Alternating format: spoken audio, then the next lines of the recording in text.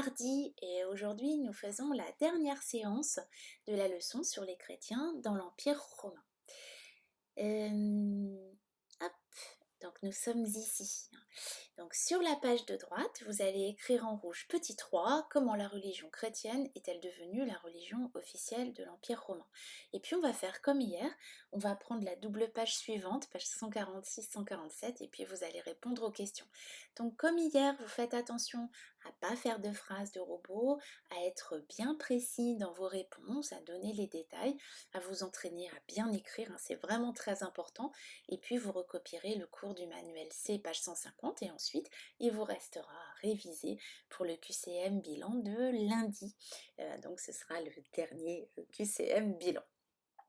Alors, donc on est parti, voici le livre, donc page 146, 147. Alors je vais faire comme hier, on va d'abord regarder les documents et puis ensuite on va regarder les questions.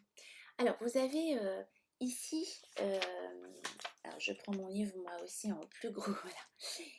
Vous avez ici une pièce de monnaie de Constantin Ier le Grand, donc, qui en 312 aurait fait confectionner cette enseigne surmontée du chrisme. Donc l'enseigne, c'est le drapeau que vous voyez là. Et le chrisme, c'est ici, c'est le symbole chrétien. Et donc, Constantin aurait fait représenter le chrisme sur un drapeau pour se battre contre son rival Maxence. Et alors, donc c'est ce qu'on vous explique ici dans la biographie. Donc Constantin devient empereur en 306 et en 312, il finit par demander la protection du Dieu des chrétiens pour remporter une victoire décisive contre son rival Maxence. Et comme il gagne, eh bien il se convertit au christianisme parce qu'il pense que ça a fonctionné. Donc il est très impressionné. Et en 313, donc un an plus tard, à peine un an plus tard, il fait un édit, c'est un texte de loi à Milan, et voilà ce qu'il dit.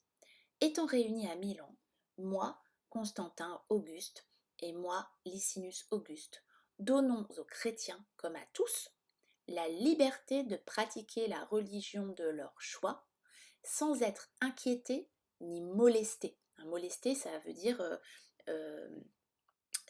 que on est victime de violence, qu'on est battu. Aux autres, les païens, est accordée la même autorisation comme il convient à une époque de paix. Autrement dit, là c'est très nouveau. Constantin il dit tout le monde peut pratiquer la religion qu'il souhaite. Alors ici il y a un petit trait d'union, mais c'est parce que dans le livre, si vous voyez, le texte il est coupé à cet endroit-là, donc sur le manuel numérique, le petit tiret est resté. Et puis dernière étape, le christianisme devient l'unique religion de l'Empire avec Théodose en 391. Donc on vous dit, là, à la fin du IVe siècle, les empereurs imposent le christianisme afin de redonner une nouvelle unité à l'Empire. Et comme ça, ils se disent que comme l'Empire est attaqué de toutes parts par les peuples voisins, si tout le monde est chrétien, si tout le monde est tenu par la même religion, ça permettra de mieux résister. Donc voilà ce que dit ce texte de loi de l'empereur Théodose. Il a paru bon que les temples païens soient fermés, cette fois-ci il n'est plus question des cultes traditionnels romains, et que leur accès soit interdit. Nous voulons de même que tous s'abstiennent des sacrifices. Donc les sacrifices que nous avons vus qui existent depuis la religion grecque, c'est terminé. Mais si quelqu'un venait à commettre un crime de ce genre, qu'il soit frappé de l'épée vengeresse. Donc là, tout simplement, le christianisme devient la seule religion, et ce sont cette fois-ci les autres religions qui seront persécutées. Voici les questions. Quelle décision est prise par l'empereur Constantin? Donc là, vous allez utiliser le document 8. Pour expliquer, vous allez utiliser le document 7 et la biographie. Quelle décision est prise par l'empereur Théodose? Donc là, vous allez utiliser le document 9. Et pourquoi ont-ils pris ces décisions? Tout simplement, là, vous allez pouvoir expliquer aussi que le christianisme s'est beaucoup répandu, d'abord, une première chose. Et puis ensuite, la deuxième chose, c'est qu'il faut maintenir l'unité de l'Empire. Donc tout ça, vous allez l'expliquer dans une phrase. Voilà. Ensuite, La page 147, même chose, on regarde les documents. Donc vous avez un premier document qui vous montre l'organisation de l'Église chrétienne, hein, c'est-à-dire, alors là en plus dans votre livre, document 10, on a fait une faute, hein. Dans le titre, ils vous mettent l'organisation de l'Église avec un E minuscule, alors que là il s'agit de l'institution, donc c'est un E majuscule. Vous allez revoir ça l'année prochaine quand vous serez en 5e. Alors à la tête de l'Église à ce moment-là, vous avez l'évêque, hein, qui est élu à la tête de chaque communauté chrétienne. Ensuite, vous avez les prêtres qui dirigent les cérémonies. Puis vous avez les diacres, hein, qui sont là pour assister les évêques et les prêtres. Et puis ensuite, l'assemblée chrétienne locale, qui sont devenues ensuite des paroisses, hein, on a appelé ça des paroisses. Euh, ensuite, donc ça c'est l'organisation du début de l'Église chrétienne. Vous avez le document 11, donc qui est le concile de Nicée. Alors je vais réduire un petit peu. Hop. Donc le concile de Nicée, donc un concile, c'est une réunion de tous les évêques, hein, ça s'appelle un concile. Il y en a toujours d'ailleurs des conciles. Donc ici, c'est l'empereur Constantin qui convoque tous les évêques à Nicée, donc qui est dans la Turquie actuelle, pour définir le credo des chrétiens. Alors si vous regardez dans votre livre, page 147, vous avez dans le vocabulaire le mot credo, hein, c'est un mot latin qui signifie je crois.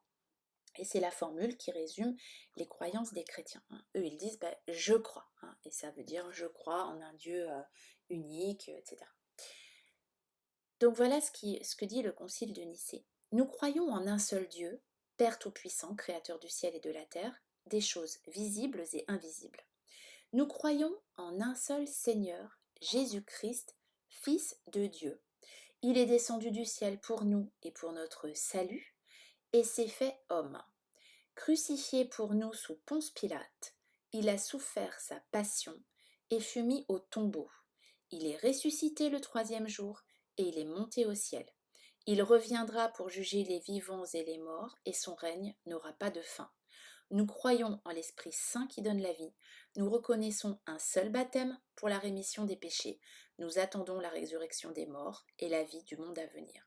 Donc ici, vous avez le résumé dans le concile de Nicée, le résumé de l'essence même de la croyance chrétienne, hein, avec l'existence de Jésus, sa crucifixion, sa résurrection pour sauver les hommes, et ensuite un des premiers sacrements, hein, donc le premier dans la vie d'un chrétien, le baptême, et qui va permettre aux chrétiens d'être sauvés dans la vie éternelle, à condition évidemment qu'ils vivent en bons chrétiens. Donc voilà pour ce concile de Nicée. Et puis vous avez un dernier document ici, qui est une fresque du IVe siècle que vous trouvez au Vatican, en Italie, à Rome, qui est une vue de la basilique de Constantin, qui a été construite par l'empereur Constantin, donc entre 326 et 333, sur l'emplacement de l'actuelle basilique Saint-Pierre du Vatican. Alors aujourd'hui, on ne voit plus de traces, hein, de cette basilique, vous voyez, qui est construite en bois. Aujourd'hui, à la place, vous avez une immense basilique que vous allez étudier l'année prochaine. Donc, je ne vais pas dévoiler le programme de 5e, mais vous pouvez regarder sur Internet à quoi elle ressemble, hein. Elle est gigantesque, hein, cette basilique Saint-Pierre de Rome. Donc allez-y, hein, vous pouvez regarder. Alors, on s'attache aux questions. Donc, comment chaque communauté chrétienne est-elle organisée?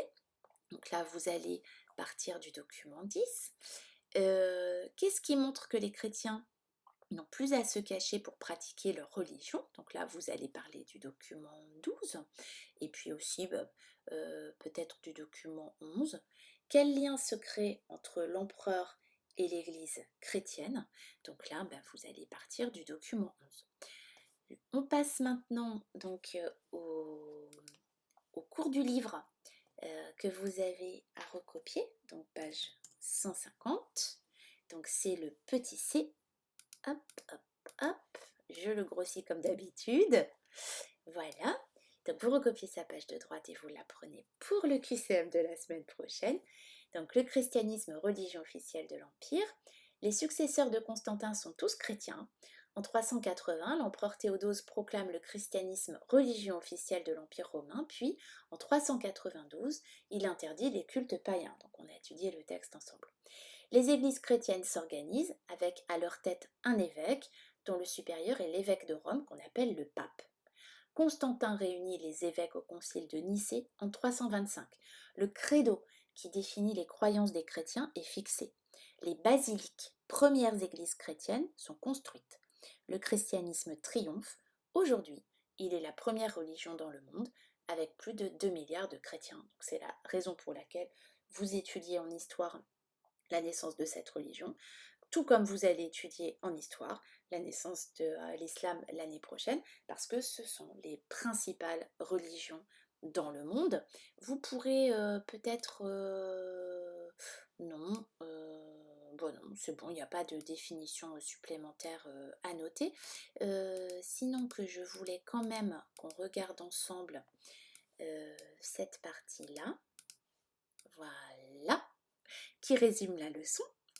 Donc, on a vu qu'à l'origine de la religion chrétienne, il y a Jésus, donc il est né en Palestine, hein, on ne connaît pas la date exacte de la naissance de Jésus. Vers 28, il affirme être le Messie attendu par le peuple juif, et vers 30, donc dénoncé par des religieux juifs, il est condamné à mort par les autorités romaines et il meurt sur la croix. Ça, ce sont les faits, hein. Les premiers chrétiens, eux, affirment que Jésus est ressuscité 3 jours après sa mort. Donc les premières communautés chrétiennes se forment et c'est la naissance de la religion chrétienne avec une croyance en Dieu, en Jésus-Christ, en sa résurrection. On commence à se faire baptiser pour dire donc qu'on appartient à cette religion et on s'assemble le dimanche et on pratique un rite qui s'appelle la communion sur lequel je ne reviens pas. L'attitude des empereurs, donc c'est celle-là qui nous intéresse. Comment est-ce qu'on est passé d'une religion persécutée à une religion officielle. Donc le refus des chrétiens de pratiquer le culte impérial qui est un crime puni de mort, donc ça vous l'avez vu hier. La conséquence, c'est que face aux nombreux martyrs, les conversions au christianisme se multiplient.